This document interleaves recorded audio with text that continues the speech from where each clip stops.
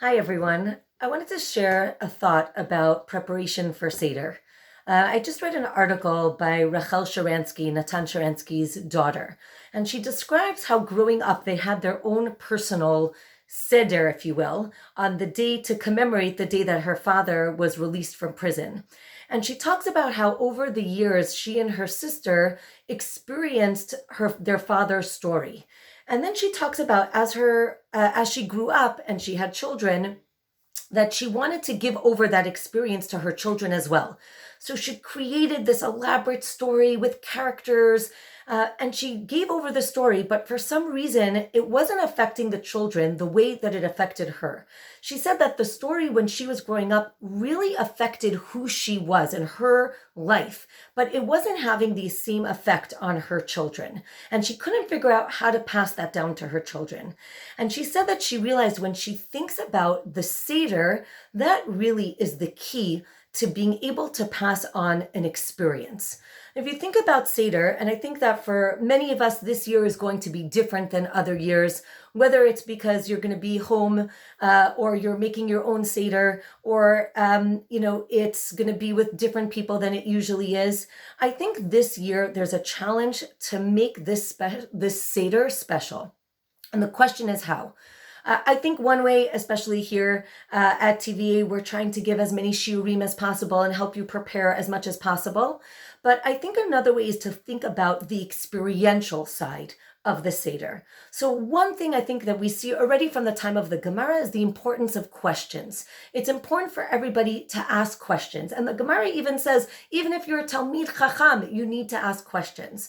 So something that we usually do is, first of all, get treats. And whoever asks a question gets a treat. So it could be marshmallows, it could be chocolate, whatever it is. It could be gold coins, my friend does. But the idea is it becomes a game where you get rewarded for whatever questions you ask.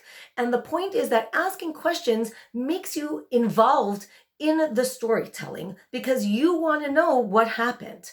So one thing you could think about is come up with a question to ask the whole table, meaning especially if you're going to be with your family members, maybe you'll be with older people. The question is maybe, what is freedom to you? What is slavery to you? What was your Seder growing up like? What is your favorite part of the Seder? It could be anything, but I think the idea of asking something from everybody is a really nice way to start things off. Another thing you can do is divide up the Seder. So every year I actually make a spreadsheet and I write down all the parts of the Haggadah, right, from the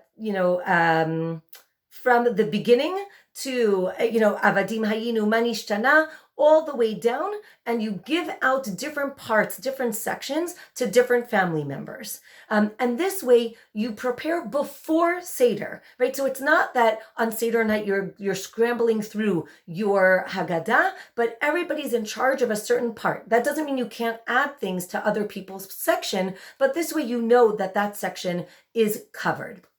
Another idea for us, I would say the best part is Magid is not done at the table. We start the Seder at the table. We do Kadesh or Chatz, Yachas, Karpas, and then we move to the living room. Everybody sits on the couch, on the floor, on pillows, on mattresses. We actually bring mattresses and cover the floors.